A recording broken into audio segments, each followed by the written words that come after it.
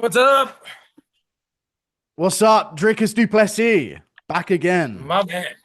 It's been a long time since Back. we last spoke. A lot's happened, man. It has been, but all good things, all good things. All good things, all wins, all championship wins Yes, since the last time we spoke. That's the most important thing. Um, absolutely. Go ahead, go ahead. How do you feel to be in this position, dude? You're a world champion now. You're a defending world champion. You're established in the sport. Yeah, yeah. Well, that's all relative to what you see as established, but I mean, it's a step in the right direction, and I absolutely love it. Um, being in a big fight like this, where a lot of people look at it as maybe fight of the year, the biggest fight of the year. I mean, that's what I've always wanted. Being part of these magnificent fights, the big fights, the show everybody talks about. That's what I've always wanted. So I'm absolutely in my happy place. I feel amazing. Best camp ever. Weight is looking great. I'm ready for everything. Do you feel like this is bigger than the Adesanya fight, or was there a different level of pressure going into the Adesanya one based on Ye- circumstance? Like, what do you think about the difference? Yeah, I think that the Sony fight had something special to it. It Mm, was, and it's not about it was a bigger fight. It's not about that he was a better opponent. Uh, he just posed different threats, and of course, like you said, there was so much the circumstances around that fight where you know. There was a lot of stuff said in that fight. The build-up was insane, and there was a lot riding on that fight. A lot more. I mean, the world title is riding on this fight. That is the most important thing. So that fight it just had the feeling of, yeah, yeah. I mean, I'm just talking about how I felt fight week leading up to the fight. The pressure, everything was next level. Where with this, I know I'm fighting the best opponent I've ever faced, but the pressure is about going out there and performing the way I know I can. But I feel so ready for this because it was by far the best camp I've had in my whole life. That's very good to hear, Drickus, because I'm picking you to win against Chimaev this weekend. But let's get straight to business here. How are we making Hamzat cry at the press conference? Because this has become quite a trend with you, Drickus. So what's your game plan? We thinking Well, everybody is more excited about this presser. I have yeah, to say, how I do it is I am not going out there to be a crazy menace in the press conference. I do give you the opportunity to go away, to get away from it unscathed. And, mm, with a guy like Hamzat, it seems like he has turned a new page in his life. So maybe it will be all respectful and it will be about the fight and not there. But I mean, if he's going to come at me, I'll be ready. I'll be ready. okay, So I'll match the energy like always. Like I'm yeah. I'm I'm, I'm chilled until you're not. That is It's true. A lot of people say you sort of go after everyone at the presses, but they all start it, Drickus. They Yeah, all I've never start went going out at you there first. 100%. I mean, look at the Strickland, the presser where things went haywire it was really a respectful one until we, you know, came and said some stuff, and I was like, okay, let's do it this way. Mm. And the same with Adesanya. I mean, it's for me, but so I mean, maybe this one, if it can be chilled, but if not, I'm ready for it. I don't know what I'm gonna say, but I'll figure Yeah, it out when I'm you'll up figure it there. out. You'll take one look at Chimaev and figure it out, I'm sure. Um, Yeah. Either way, I do want to talk about the presses though, because the Adesanya press conference, you used a couple lines on him, Drickus, and this Yes. has been a this has been a topic of discussion in my community. You used a couple lines. There was nobody said anything about dogs. Chill out. There was the other thing, the servant thing that you brought up. Was my influence at all involved in that? Because they were the two lines that I said to say. Um, oh, that was the two lines you said. I didn't watch that, but I heard afterwards that you said it. But I mean, obviously, I watched your videos on it, and all of this, it was repeatedly said. So I guess that was definitely 100% that it had an influence on what I said there because it was in my mind. So, Yep. I mean, the dog line was, I couldn't prepare for it because I had to write for the right moment was he talks about the underdogs. He Yep. was the underdog. So it had to be because having this information, a lot of people are like, oh, I'm studying these guys. I'm not studying. I'm just observant. Just And watching, you just have to watching wait. You MMA can't guru. just bring out random. You can't just bring out random insults. That makes Yeah. no sense. It's not funny because I'm not there to play a mad dog game at the press conference. I'm there to. It's funny. It's nothing personal for me. It's just taking the piss. That's what it is. Yeah. So the moment was just perfect. But Yeah, I definitely played a role. Nice. I'll take that. I'm taking any involvement You I take it, have in man. making You deserve Adesanya it. You cry. take it. Okay, that's good. I'm gonna have that for the rest of my life. I'll frame this quote from you somewhere, Dricus. Um, but I have some other things to talk about when it comes to the Adesanya performance. Do you think he looked? We'll talk about Chimaev. We got a lot to discuss, of course, but I wanted to catch up first. Do you think Adesanya looked the best? I feel like he looked the best he's ever looked in the When he fight with fought you. me, Yeah. I have to say, I went in there as prepared as I ever will be for anything ever. But then also had in mind, is he still the guy? Mm, You think about that. And believe me, when we went in, that fight started, I immediately, within the first minute, knew that he was that guy. He was sharp. yep. I mean, if you compare that with the Strickland fight, Oh yeah. he, I mean, he was fit, he was big, he was sharp, he kicked like a horse. It was, it was, he was great. And to me, a lot of people said it. He looked phenomenal Mm, in that fight. He felt like a world champion when I fought him. yeah. And anybody says, "Oh, he was washed," that is absolute bullshit. There's no way. He looked phenomenal in that fight. Yeah, that is the narrative based on like positioning in his career because he is sort of coming Yeah, to the tail end of his championship reign. But you've got to consider yeah, like but I based on mean, performance, yeah, you're I the mean, reason he's coming to the end of his championship reign, right? yeah. I mean, if you look at that, you can say somebody's washed. People talk about people being washed. One loss and he's washed. Mm, People said when I beat Robert Whittaker, oh, he's washed. Bro, the man was 31 years old, yeah. and right He after that, probably still isn't washed, to be yeah, honest with you. 100%. He's not washed. Look at who he lost against. Look at the performances. The sport is just that competitive. Mm, The sport is that competitive that on any given night something can happen. yeah. So It seems to be that way in this sport these days where conveniently when someone loses they're washed, but then also conveniently when they win they were in their prime and there's nothing aside from that, you know? I feel there's a lot of people, especially like fight fans, there's a lot of them that just hate the idea of somebody being so superior to them that they just talk shit. Okay. Like they cannot handle it. They don't have a favorite fighter. They hate all fighters. They hate anything alpha. They hate it. Anybody that's achieving anything in life, they hate it. Mm, And I think that's a big, big thing these days. I mean, people want you to win so they can break. They can be. They're like, oh, he won. We're so happy for him. So they can break you down when something goes wrong. They are like, oh, you suck. mm. They just love it. So I mean, it's a terrible thing because people don't take inspiration anymore from people being successful, and a lot of people don't take. For me, I see somebody doing something great. Like I'll take Anthony Hernandez for example. He's in my weight. I am willing to kill anybody in that my weight division on sight. I don't mind. Mm. But he's a nice guy. I've never met him, but he looks like a cool guy. I like his personality. His fight was incredible. I took inspiration from that. Like, look at that. I looked at that and I went like, I can learn something from that. It was Yeah. there's something cool. There's something there. I think this guy beats. Um, he has a chance to beat, and I'll put my money on him to beat anybody in the top five right now. He is good. He So dominated the Lidsey. It shocked me. I mean, and like nobody's ever done. Mm. And the Lisa being much bigger. So, but even though he's my weight division, I don't hate on anybody that is, that obviously I hate on Bilal because he's an absolute Yes. idiot.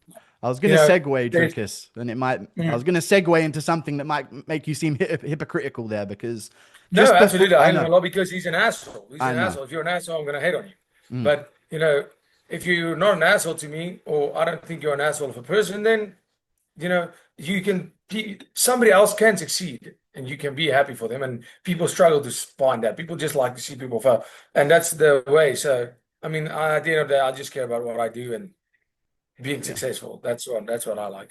I was going to segue from the Hernandez comment that you made. I know you put out a tweet saying phenomenal performance from Hernandez or something. You just gave him his credit. Were you watching that because you wanted to pay attention to your division, or did you want to see if Steve Erceg came up short? Because I That didn't. is so funny because I was so ready with the tweet. I I know. was so ready. I can After imagine. that first round, I was like, Yeah. I was so ready. The 6 out of 10 performance was gonna fly.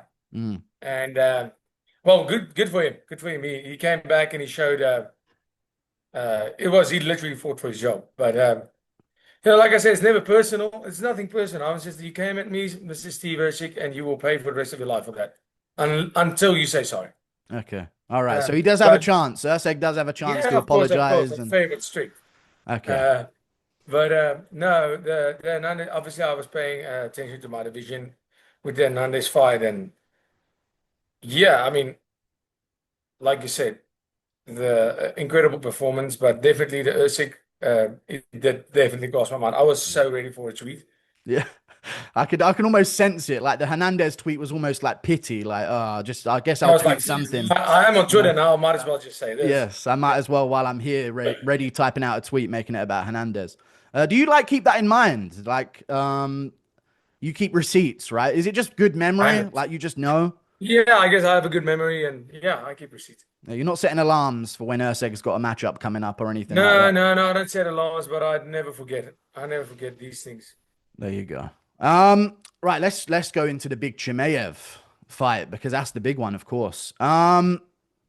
This is the fight that I believe separates you as the name in the division, right? Because you've had a lot of fights before where even though you're the champion, Adesanya's the big superstar name. You know, even when you were coming up, Whitaker was the big name. Strickland had a massive fan base when you first fought him, and even when you second fought him as well. And then Chimaev's got a massive, massive fan base as well. So, what do you think about like separating yourself from the pack as the man of the division, like name value wise, right? This will, Yeah, 100%. I have to agree with that. When it comes to as a fighter, I'm world champion for a reason. I've beaten the best of the best. So that is undoubtedly where I belong. But in terms of value, mm, you said it perfectly, and I also said it when we started with talking about this fight. Me fighting Khamzat is a money fight. For we are both winning. I'm winning more because I'm the champion. But at the end of the day, we are both going to win because he's a big name. Like you said, Adesanya, massive name. He was the superstar in the division. Strickland, at that stage when we fought, he was a superstar. yeah, Um, Now Hamzat brings a massive fan base to this fight. After this fight, I'm that guy. Because I was thinking about it. After this fight, who am I going to fight in the division? It doesn't really matter because I'm the guy. yeah, So every fight's going to be a money fight for me because I'm the money fight. And it's true that you say that. I mean, as a champion, it doesn't mean you're a superstar. yeah.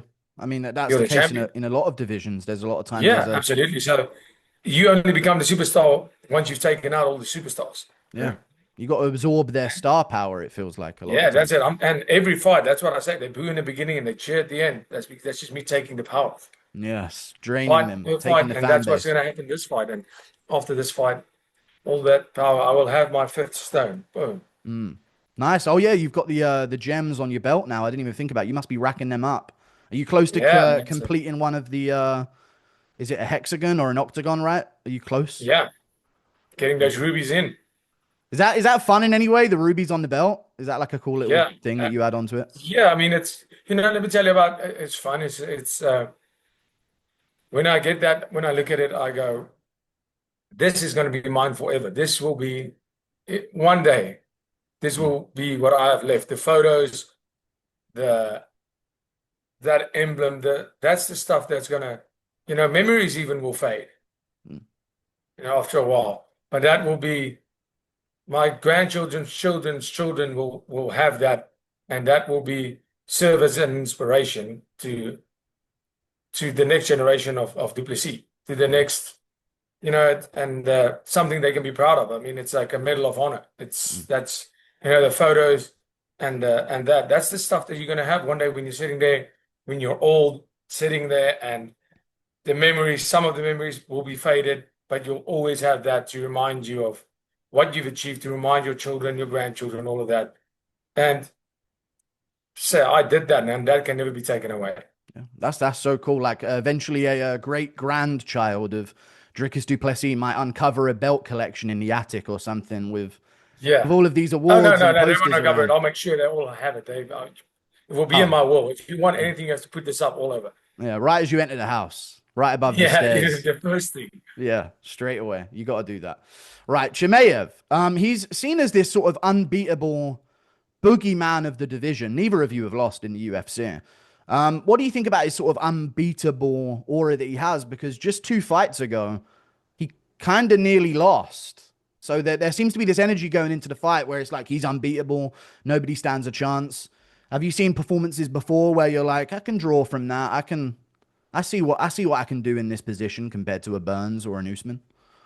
Yeah, 100%. I mean, he went out there and that, my only I had a one decision on with Brad Tavares, Mm, but it was a dominant performance. I lost the first round for sure, and then round two and three, I went for it. Strickland fight, both of them, I went to a decision. But fighting the welterweight and fighting a guy like Gilbert Burns, nobody's going to go out there and just, that Gilbert Burns that fought Khamzat at that stage in his career. mm.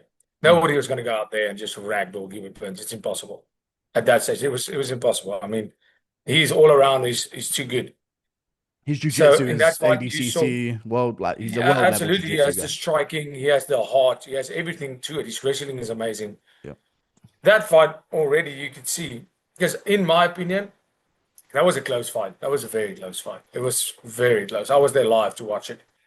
And then Usman on a 10-day notice went in there, and it almost felt like if Usman believed in himself a lot sooner and went out there and fought like he definitely won that fight. If that was a 5 rounder, he definitely won that fight. So that definitely showed. No, I'm not going into this fight going, oh, he's going to gas after round one or two. No, I don't go out there. I think people are like, just get through round one and two. He needs to get through round one and two. 2 years ago, people were talking about if Dricus gets past round one, he's done. He's going to, if he doesn't win in round one. Now people are like, oh, Dricus, what a championship fighter. Just how the narrative That's changed. me. You're Yeah, but I describing mean, me. I had it's a a, it's, complete it's shift on you. yeah, and I mean, it's a fact because, I made the changes.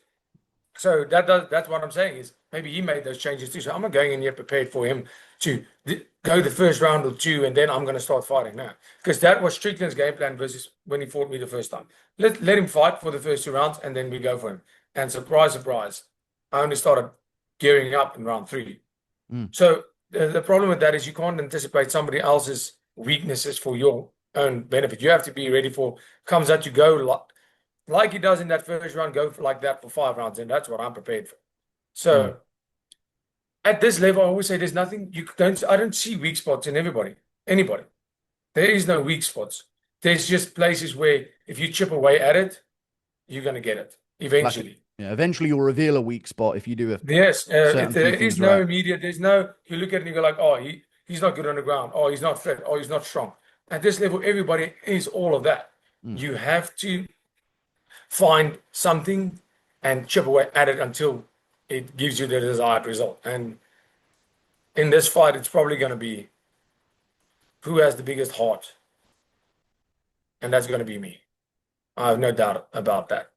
I believe. I believe. You said there Once you start bullying a bully, that's the quickest. They Mm, start crying at a press conference. yes, and then hopefully in the cage afterwards as well, this Absolutely. weekend. But I wanted to talk to you because you said Usman said, well, what did you say about Usman? You said he waited a little bit too long to get going. If he would have believed a bit more, he seemed like he was Yeah, I think he was reacting to what Chimaev was doing, and the question was, is that the difference here? Your coach, Mornavissa, I think his name is right, yes. Mornavissa. He was talking about, we're gonna take him in the wrestling. Like we're not fearing, we're not waiting to see what he's gonna do to us. We're gonna meet him wherever he wants to take this. So is that a different mindset with you? Because I think if you look at a lot of guys, they almost they shy away from it and be like, I have to watch out the whole time. And they don't get to show offense. They don't get to fight their fight. They are only defending the whole fight. If you're only going to defend, eventually you're going to get caught with something. Mm. If I get taken down, so what? It is part of the game. I've been taken down before in my career, and I got back up. I've been taken down. I mean, that is it. I can't go out there and be like, I can't get taken down. Don't get taken down. Don't get taken down. No, that's not how I fight. My fight is go and fight. If I get taken down, get back up, deal with that takedown. That is, you fucked up. Now you have to deal with it. If I'll take him down. That's what I was I'm saying. going out there to fight MMA. I'm going out there, and I'm not saying I'm gonna go out there and shoot on Khamzat and just go and do what Hamza does. No, I don't fight that way. I don't know how people fight that way because you don't know what the guy is going to do. The takedown is there when you see it. Mm. You, And that's where I think that's where I have the upper hand. yeah, He is going to look for that takedown. He knows that I know it, and he's going to force, and then when that takedown doesn't come, it becomes hard because now you're like, okay, the one thing that I need, I'm not really getting right now. I don't need anything in a fight. I need to fight. If we're on the ground, I fight on the ground. If we're wrestling, I'm wrestling. If we're striking, I'm striking. yeah, they're very, very good mindset to have in this matchup because a lot of people see the Chimaev wrestling answer to escape. I've got to escape this. This is horrible. I need to escape this. But there's defending the wrestling of someone, and then there's just straight up wrestling with someone. I think Jack Della Maddalena had a really good example of this against Blount. You're gonna love this. You're gonna love this example, Dricus. He Yeah, showed a he really good needed. example of this against Bilal Muhammad, where he Yeah, he wasn't was just incredible. He was yeah, incredible. he wasn't just stuffing the takedowns. He was hitting a switch. He was wrestling back. He was doing things to Bilal to make him think, oh, this guy might take me down for a second. And that's where the escapes kind of showed Yeah, themselves, you know? absolutely, absolutely. Because you can't give somebody that kind of confidence of this guy wants nothing to do with my wrestling. Mm. Because then they know. Adesanya, I was definitely way better off going out there fighting Adesanya, just wrestling him. But I mean, I'm basically fighting Adesanya on the other side of the spectrum right now. I'm fighting where he was a specialist in striking. I'm Mm. fighting a specialist in wrestling, Yeah, very. and that is a fact. That's a fact. So I could have gone in there and said, "Hey, Adesanya, I'm just going to go and I'm just going to wrestle you," because that was my easiest way. And we saw in that second round, I could do that. I could do that. I could get him to the ground multiple times. I could hold him up against the fence. I could. That's not how I fight. And I fought Adesanya, and I was striking with him the whole fight. And I finished it on the ground, but I was striking with him for 90% of that fight. Round one, round three, it Because, was pretty much all stand up. yeah, and round four as well until the Yeah, finish. true. You rocked him. You And rocked him before the finish. Like you rocked only him. really went for the Yeah. takedown because you had him on And the I think I skates. rocked him a couple of times. I caught him with, and I was not rocked once in that fight. And the big thing with that is what the sport has come to. I think the days of purists and it's kind of done. You see that? I mean, look at a guy like Ilya. Okay, striking is phenomenal. Look at his wrestling and grappling against Charles. That was, I mean, it wasn't very long, but look what he did on the ground. That was incredible. Put him in a crucifix. It was insane because that's where the sport is at right now. Look at Jack Della. He is a predominantly boxing guy.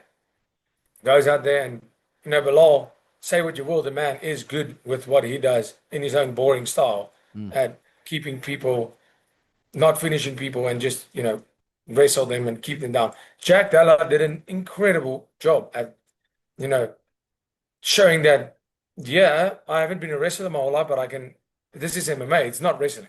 Mm. And the sport has evolved to that. We saw that with RDR versus Bo Nickel. You see, there's a lot of examples of this, and it's cool to see. Yeah. You just mentioned RDR. I wasn't going to go to him next. A lot of people are saying this is you in disguise. Down the rankings in the middleweight division, RDR. I know it's not. But what do you think about RDR's climb and the similarities? Dricus Du Plessis, Reina de Ridder. It's just a weird thing, Yeah, right? people Everyone are wants to see that matchup between you both. they are both Dutch. I'm like, I'm not Dutch. I'm from French. You said, guys, come on. It's But similar names. uh, but yeah, Renita, yeah. I mean, I like him. I like him. And he's had a I lot of good think, things to say about you as well. yeah, I like him. I think he's a good fighter. He's awkward in his own style, but he's effective. He's effective, Mm, very. and yeah, I think he's good. That's good. That's good. There's a lot of other middleweights on this card. MVP and Cannonier on this card. You've got a Mavov, Baralho in Paris as well. There's a lot going on at middleweight right now. It seems like one of the divisions to be in. There was a time when it was a little bit clogged up with rematches Yeah. and obligations. Yeah, But I mean, that's what I said. I said, people were asking me now about moving up after this fight. And even though, yes, it would make sense and it would be justified because it's three defenses and I fought the best of the best. yep. Up until like 3 weeks ago, I've beaten everybody in the top five, except for Imamov, of course. Mm. But that, in my mind, is kind of a clearing out of a division. And then now you have Audio back in there. Whitaker is out. You have Audio in there. You have Imamov in there. MVP For all Cannonier intents, on the same yeah, card. yeah, and you have for all purposes, you have Renita Ritter right there, and you have Kyle Barral there as well. Anthony Hernandez. I mean, the list And then of names Hernandez go just on. slipped in. Yeah. So that's a switch up. So I haven't thought about going up. I have to go and think about how exciting my division is right now, and I'm excited because people are coming up and it's looking good. I wanted to ask you, Chimaev lookalikes in the gym. I've spotted a few of them on your Instagram posts, Dricus. I've been paying attention. There's a couple mustacheless, bearded folks walking around the Yeah, gym that look a lot like Chimaev. Speak to me about that because I know Mark Hume. He trained in Dagestan before. You know, he's been out there. He's trained with a lot of them. I know a lot of them have been to the gym before, and you've done a lot of training camps like that. So, what has your experience been with that sort of Caucasus style of training? If you've brought it in for this camp, or if you've experienced it before? yeah, yeah, absolutely. And I believe in the visualization. I made the whole team shave their heads. Mm. I'm just joking. That didn't really happen. It just happens that Wayne and half of my team is bald with beards. Okay, there you go. No mustache though. You got to get him to shave that off. No, no, no, no, no, not to that extent. But Okay. yeah, I mean, Hugo, obviously the Frenchman, he's there. He's here with me. He's my training partner here in Chicago as well. He is a Muslim as well, and so that was the funniest thing. People like Dricus brought in comes out lookalikes, and I just looked at it and I was like, okay, this looks bad. This looks Yeah. crazy. Yeah. Bringing in your But very that own was not Chimaev. intentional. It just worked out that way. Okay. I thought it was like an advantage that a lot of European circuit regional fighters have is that we see that. I'm saying we, I'm not a fucking fighter. But like the fighters from Europe and like Africa, they tend to see the Caucasus style and be around it a lot more than some of the Americans. And there's that whole narrative now. So I feel like that's kind of why they're sort of adjusting in that way. You know, you see a lot of the Australian, New Zealand fighters see the Caucasus guys in Thailand at Tiger Muay Thai and they get training with them there. I've trained a I lot of them when I used to train in Thailand. A lot of them, yeah. and the styles is, you know, if you look at the style of their style versus the American style, both very effective, but very, very different. Mm, It's very different. And I think that's why a lot of if you don't understand their style and why they do things and how they do things, if you're going to find out on fight night, even though you have great wrestling, you're going to have trouble figuring it out. mm, And I think for MMA, it's very effective very. It seems to be. because they don't wrestle for points. They don't wrestle for points. No, They wrestle for position, dominant position. Yeah. and that is a big difference. Very, very big difference. I also wanted to ask if you've been doing any like biological warfare in the build up here, Wow. maybe in around the have you been sneezing on any door handles to a hotel room? See if you can get People, him a little bit people, drained. it was the funniest thing because when Khamzat came to America, I think he went to LA. I'm not sure Mm, to train. So many people would message me like and Wayne on and the whole management team, like emails, and say like, "Hey, listen, we know where Hamzat lives." And they'll send photos of the house. This is where they're living, and be like, "This is the address." And I'm like, "What do you want me to do? take him out? Like they're asking Take like him out? Like, guys, I sending want to messages fight like him. you're a Don't do hitman. anything, Yeah. please." Yeah. Like, I'm like, guys, do not do anything. Like, what do you want me to do? And it's like, this is not how it works. I could have found out where he was, even though he wasn't in America. But what is that gonna? How? I want to fight him. Mm, Like, why would I want him to pull out? That's like the same for him. If I pull out, there's no title. Nobody mm, wants this. I want this fight. I asked for this fight. Please do not do anything. I don't know what you are, one thinking of, but don't do anything. mm. Speaking of you pulling out, Dricus, this is another moment I wanted to get your thoughts on because we only see the chaos from the non-fighter's perspective when things like this happen. And I got bamboozled. I got famoosed, led astray. I don't know if you saw that you had pulled out of this fight not that long ago, Dricus, and if you were aware of this information, but that got me. Everyone one day on Twitter a while ago was saying Dricus Du Plessis is out of his fight with Chimaev before it was even signed. You remember Oh, yes, this? yeah, but I remember that. I remember that. And when I saw this, I don't know where it came from. Some People guy were like, tweeted it. yeah, Yeah, they wanted us to fight at International Fight Week. And and Kyle Barrow said, you heard I broke my shin. And I'm like, you don't know anybody in my team, dumbass. yeah. Just the same as he said, no, he knows that Khamzat's going to retire after this fight. The man Baralho is a knows a book lot of full of, stuff. He knows a lot he of knows. stuff that you don't know what And, Baralho knows to take a South yeah, African line. and remember when that news came out of my shin being broken, Mm, and that I pulled out of the fight, and I said no to the fight. And by that time, me and the UFC already decided. We already decided on a date when this fight is happening. We knew this fight was going to happen now.